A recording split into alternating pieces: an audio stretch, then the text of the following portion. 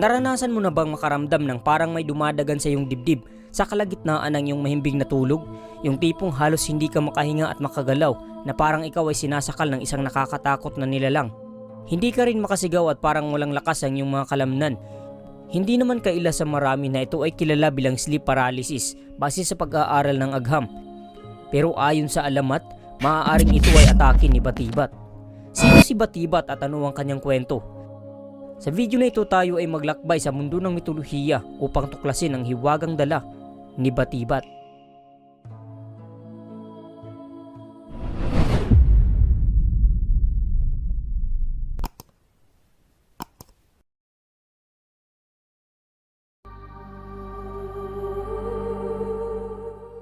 Bago pa man dumating ang mga mananakop sa ating bansa, likas na sa ating mga ninuno ang maniwala sa mga maligno at kung ano-ano pang mga nakakatakot na nilalang.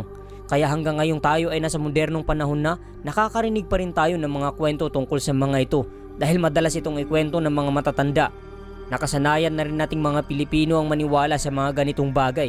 Bagamat mayroon ding mga hindi naniniwala, marami pa rin ang nagsasabi na sila ay totoo, lalo na yung mga may karanasan.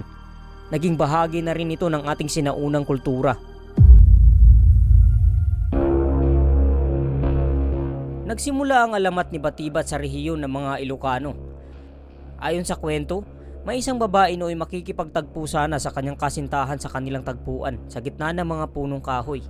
Palubog na ang araw nang ito ay umalis, subalit ilang oras na ang lumipas ay hindi pa rin sumipot ang lalaki. Kaya naghintay ang babae hanggang sa ito ay makaidlip sa ilalim ng puno. Maya-maya pa mga tawanan at boses ng mga hindi kilalang grupo ng kalalakihan ang gumising sa babae. Isang grupo ng mga mangangaso at nagpuputol ng mga puno. Hinalay siya ng mga lalaking ito at iniwan sa gitna ng gubat. Simula noon, wala na raw balita sa babae. Hindi na rin ito nagpakita. Kaya pinaghihinalaan nilang sa gubat na ito nanirahan at tanging mga punong kahoy ang kanyang naging karamay. Simula noon, ang babae ay binansagan na sa alamat bilang isang malignong naninirahan sa puno, si Batibat.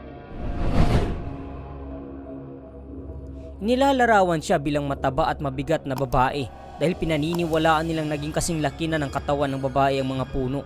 At sa tuwing may nagpuputol ng mga punong kahoy at nagambala ito ay nagagalit siya at inaatake niya ang mga ito sa kanilang pagtulog.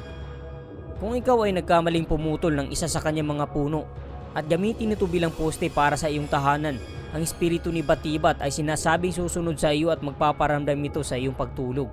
Nagagalit si Batibat kapag may mga taong natutulog malapit sa kanyang tirahang puno. Inaatake niya ito sa pamamagitan ng paggawa ng nakakatakot na bangungot. At uupuan nito ang dibdib at mukha ng kanyang biktima hanggang sa malagutan ang hininga. Pero may sinasabing mabisang solusyon upang makaligtas sa bangungot na dala ni Batibat.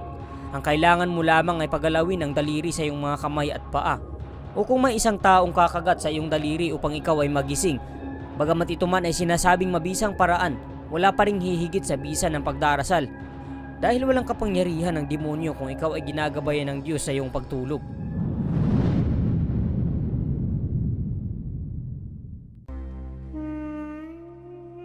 Ang Sudden Unexplained Nocturnal Death Syndrome o kilala rin bilang SUNS ay isang terminong ginagamit sa partikular na komplikasyon sa mga taong namatay habang natutulog na may kaugnayan sa paghinga.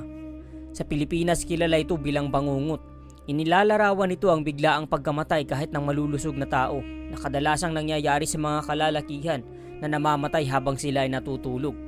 Unang inilarawan ang kaso ng SUNS sa Pilipinas noong 1917. Kalaunan ay iniulat ito noong 1981 sa New York Times. Subalit sa Filipino folklore, iniuugnay nila ang SUNS bilang kagagawa ni Batibat, isang masamang nilalang na may kakayahang manipulahin ng kanyang biktima sa kanilang panaginip. Batay sa pag-aaral ng mga siyentipiko, nararanasan ng SUNS kung ang isang tao ay dumaranas ng acute pancreatitis. Kadalasan sa mga biktimang namatay mula sa SUNS ang iniulat na kumonsumo ng labis na dami ng starchy food o mga pagkain gawa sa harina. Isa rin sa mga dahilan ay ang pag-inom ng alak bago matulog na maaaring maging sanhi ng pagbagsak ng pancreas. Isa pang potensyal na paliwanag ay ang tinatawag na Brugada Syndrome. Ang Brugada Syndrome ay isang genetic disorder na maaaring magdulot ng irregular na pagtibok ng puso. Nangyayari ito kapag ang ibabang chamber ng iyong puso o ang ventricles ay tumibok ng mas mabilis at hindi regular. Pinipigilan nito ang iyong dugo na dumaloy ng tama sa iyong katawan na maaaring mapanganib na nagdudulot ng pagkahimatay o ang mas malala pa ay humantong sa posibleng kamatayan. Ito ay kadalasang nangyayari tuwing natutulog o nagpapahinga ang isang tao. Base sa pag-aaral, mas maraming Asyanong partikular na ang mga Hapones ang nakakaranas ng ganitong karamdaman at nagiging sanhi ng pagkasawi. Ano man ang mga dahilan ay patuloy pa itong inaalam ng mga eksperto.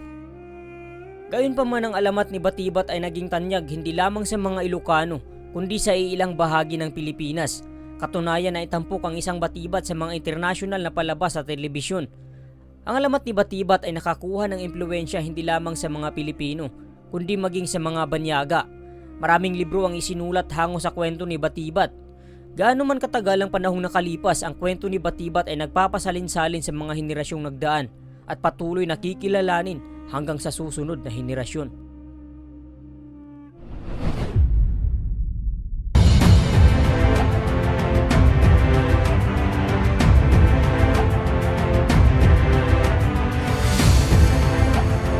Sana ay natuwa ka at nagustuhan mo ang ating kwentuhan sa video na ito. Kung nagustuhan mo ang video na ito ay mo namang kalimutang mag-iwan ng like at subscribe at i-share mo na rin upang mas marami pa ang makakapanood.